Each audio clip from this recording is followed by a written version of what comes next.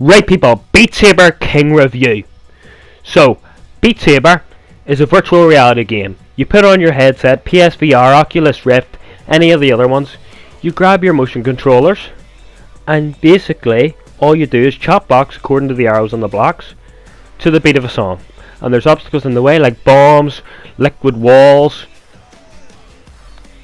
to stop you from doing it well. And that's basically the game. It sounds simple, but it is one of the most replayable games I think that exists ever. Now you might think, oh well, Minecraft's more, but Minecraft, after a while, you run out of ideas because you have to do a lot of the thinking yourself in Minecraft. Like, you have to think, I want to build a house, I want to do this, I want to do that. This game's just play a level. You choose all the things you want to do inside the level, and there you go. That's it. So, most replayable game. Why? Because there's so many songs, so many good songs. You start off with about 30 free songs, and there's a range of genres in there. So it's not just like, oh, pop songs, and then if you don't like pop, you're kind of stuck in the mud. Funny game that is existing. So there's loads of different genres in there, so suit anyone.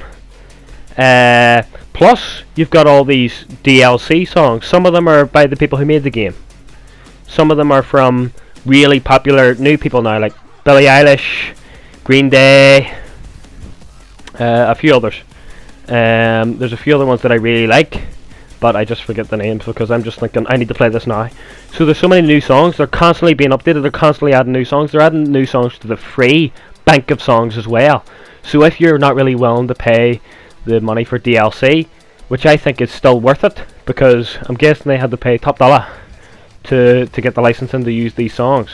So I think it's worth it. You can buy songs individually or as a group, which is also a really good option, because if you don't like all the songs, you can just go in and buy one. So Beat Saber, really good job on the DLC and microtransactions there, even though they're not really viewed positively in the gaming community.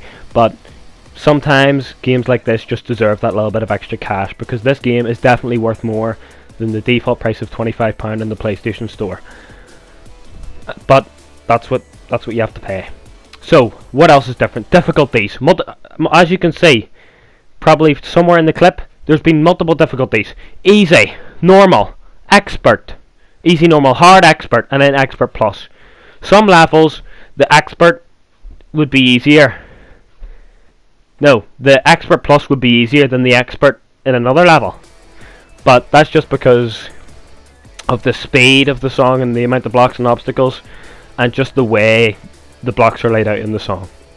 And every song has different layouts of blocks, because you're hitting them to the beat of the song, and not every song has the same number of beats at the same time. So it's really, really good, this game. Although the only problem is, if you're playing a level on expert, it's not a problem. It's just something that you need to know. If you're playing a level on expert, the blocks will be in the same place if you play that level on expert again. So that's just something you need to be aware of. The blocks don't change positions if you're playing the same level at the same difficulty. If you increase the difficulty, the blocks are in different positions to make it harder. It's not just faster. They change the position of the blocks. So that's what I like about it, about the difficulties, because it doesn't just change the speed. It changes the speed, the amount of blocks you're hitting, the positions of the blocks, and it just, all these yummy changes just make it such a replayable game, and it feels like you're building progress and not doing the same thing over and over again. What else is good about the game? The colours. So you're looking through here. Look, I'm about to do a collage of a million different colours, and a beautiful game. The aesthetic of this game is absolutely amazing. Look at all the chopping of those blocks. You've got your greens, you've got your reds, you've got your black and red, you've got your green and green, you've got your orange and blue, you've got your red and blue. So many different colours. Absolutely beautiful. Beautiful. Sometimes my stomach's rumbling while I'm playing this, and I start eating my PlayStation, but that's a different story. What else is good about this game? Modifiers. Inside the party mode or the solo mode, there's modifiers. You can see a picture of them now. You've got things like no fail, invisible block, invisible arrow. These things are just shake up your gameplay a little bit. A really good one is ghost notes. That's the invisible blocks. So the notes go invisible. So you don't know which hand to chop the note with, because the colour disappears, but you can still see the arrow, so you know which way to do it. So it really makes you think in a different way. And there's different modes like no fail. That means, you know, you as many mistakes as you make, it won't kick you out. Even if you don't play one note, it'll still go through the full song. And another thing is that it has a campaign mode, and this has preset modifiers and songs and levels for you to play. I think this is good for just to get you started in the game. Get used to the basics, get used to the different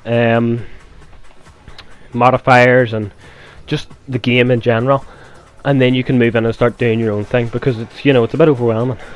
I was complete dog food when I started this game. I couldn't do some of the levels on hard, but now when I'm playing the levels on hard, I am doing trash because I'm so bored of how easy it is, because I'm expecting it to be so difficult that I'm actually not able to do it anymore.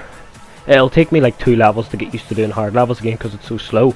But, you know, I jumped skills in about a year, not even a year. I haven't had this game a year, but my skill has certainly increased a lot, as you can probably tell from this. Or you think I'm trash because you own the game yourself and you're thinking, wow, this guy, he's dog good. But fair enough. So the campaign is really, really good. I think it's really good at just giving you that starting ground, you know. Oh, another thing about the looks, the aesthetic, the environment. See that background? See these background environments you're looking at? You can change these. I'm not really interested in changing it because I'm more looking at the blocks instead of the background. Sometimes the backgrounds can be a little bit distracting, if anything. But luckily you can change it if you do find it distracting. So that's lucky. That is lucky. And there's different modes, like I was saying at the start. You can play with 2 sabers or 1 saber. So the different modes are 2 saber mode. You're slicing the blocks with 2 sabers. There's 2 separate colours. One hand is one colour, the other's the other. So let's say the left hand's red, the right hand's blue. For the red, you use your left hand. For the blue, you use your right hand. That's simple. And that's what I've been doing for most of these clips.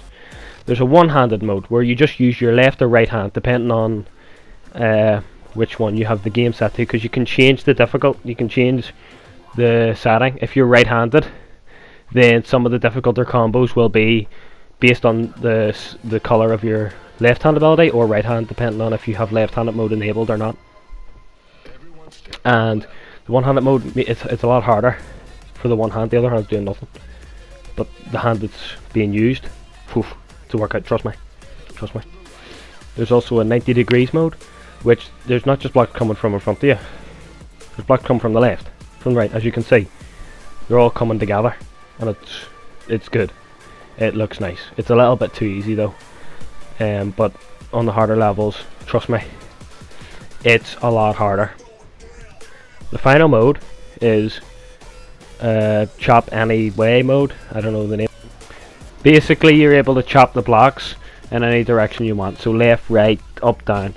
Sounds easy, but it's not, because they switch the blocks. They put the blocks you're supposed to chop with your left hand in the right hand's territory, and then they're switching them all over the place, and it gets confusing after a while, and your brain just melts. So that's a mode that, you know, sounds easy.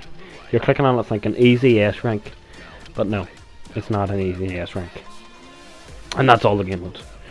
So another really big point of this game that makes it 10 out of 10 is the competitiveness of it. Not just the competitiveness to other people, but to yourself, because there's grades in the game. SS rank at the top, S rank, A rank, B rank, C rank, D rank, E rank. I don't know if it goes below A because I haven't got below A, but all these ranks, after you finish a level, it'll let you see, you know, am I trash at this game or am I good at this game? And then if you're getting better, wow, I'm actually good at this game. And also, this grade is based off your score, so it lets you see what score you're getting, and you can think, you know, this score's doing trash because I'm not accurate enough chopping the blocks. So if you chop a block dead on, you get the most points. If you chop a block, you missed it a little bit, but you still chopped it, but it just wasn't in the center, or it was a bad cut, then you're not going to get as many points. So the score lets you see that. and you can see the score building up and your combo as you go along, which is really, really yummy, especially if you get a full combo, because that will really increase your chances. Because after you chop about 8 blocks, that's when your multiplier goes to max. Anytime you make a mistake, multiplier goes down, so that means you get less score. So the score system is really, really big, and allows you to have leaderboards. So it's normally only in the solo section of the game, which is one of the categories, but there's leaderboards on the right when you're about to choose your level, and it shows the scores and grades of all players, and starting from the best people for that song at the top. And if you're really good at the song, bam, there you go. Play that song a bunch, get up to the top leaderboard. So it just adds, a little bit of extra fun if you're good at a specific song, or you just want to be first for every song, which is impossible because it's too difficult and people are too good. But there's still a chance. But the main thing about this game for me now is the online mode. I don't think I'm going to play this game not on the online mode as much as I did before. That might not make sense. Basically what I'm saying is I'm playing the online mode a lot now, and I'm kind of neglecting the solo sessions. So why is the online mode good? So first, you click into the online mode, you choose if you want to play levels that are built into the game, or built into the game plus DLC. So you choose whatever you want. I always choose the built-in plus DLC because you can spectate or disconnect from a DLC song if it's chosen by everyone. So when you get into your lobby, you choose your song. Everyone chooses songs. If no one chooses the same song, then it'll be random, but it'll usually go for the built-in songs in favour over the non-built-in songs, because everyone has the built-in ones, so it's more fair. But if 2 people choose one song and 3 people choose different songs, one each, so there's 4 songs chosen, one of them has 2 votes, the rest only have 1 vote each, it'll choose the one with the most votes, and that song will be played. And while you're playing the song, you can see everyone. You can see everyone in the lobby as well and have a wave and stuff, but inside the actual game, you can see everyone chopping. They might not be very close, but you can see them. And the person in first place, a big hologram of them will be in front of you. Not right in front of you so you can't see the box, but in the distance, in the background. So if you see a big person in the sky, that means you're not first place. And if you can't see anyone, it means you are first place. Because it doesn't project you onto in front of you. So then at the end of the level, it ranks everyone by their score, and the people with the most score, they win. But the people can also get mini rewards, like the most precision. So I might have been second place, but my accuracy was a lot better than the guy in first place, so I get the most accurate reward, or precision award. The guy in third place, he might have travelled the longest distance. He was moving his arms the most, so he travelled the longest distance. He'll get that award. So there's different awards as well, instead of just being first, second, third, So for people who are sore losers, they can be like, well, at least I was good at doing this. I was better than you. So, it keeps saying people at ease, which is also really, really, really good. So that is basically Beat Saber in a nutshell. Beautiful game.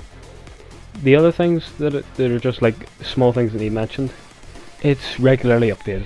I'd say it's about 4 years old minimum, and it's still being updated. They just added a Halloween song called Spooky Beat or something. I mean, it's not 10 out of 10, but it's 7 out of 10. So it's nice, and it was free. They add the songs for free. Plus they're adding in new, recent bands and singers and stuff, their songs for money. But it's all down to, do you have the money to pay for it, and do you play this game a lot and need new songs to keep your interest up, even though it's really replayable with all the modifiers and stuff. That's still available. And there's lots of settings, and I mean a lot. Different environments. Let's say you don't like all the bright lights and stuff. You've got that. You've got a lot of settings there to change your height and stuff for just to make your VR experience a little bit better if it's a little bit dodgy. So this beautiful game, what is the King review grade for this game? Because it's not the number system anymore. So it is A star. A star. Best game. I'll just do a quick list of the negatives. Negatives. No ranking system in the multiplayer. There's no thing that'll say like, oh, I've won 15 matches. I came first place in 15 matches while playing online. There's nothing like that. No level or anything. So I guess that's probably one of the downfalls of it. And you know, the fact that you have to pay for more levels, but the price of 25, you get so much. I'd say it's completely worth it. And they have to pay for the licensing for all these songs, so I'd say that the extra bit of money is good, considering you can buy them separately or in a pack. So it's good, and they're on sale regularly, so it's good. But that's the only negative that I can think of. I've been thinking, where's the negative? The layout of the menus is beautiful. Colours, yummy. Replayability, yummy. You know, the only limit, the only problem isn't with the game, it's with the person playing. Because you can't get bored of this game because your body will physically not be able to play anymore before you get bored. Most of the time when I play this, I can't play anymore because I'm dehydrated from playing so much and sweating.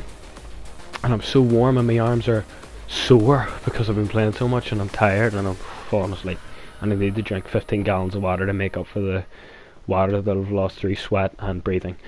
But just great game. Highly recommend. A-star grade. Brilliant. So I recommend getting this.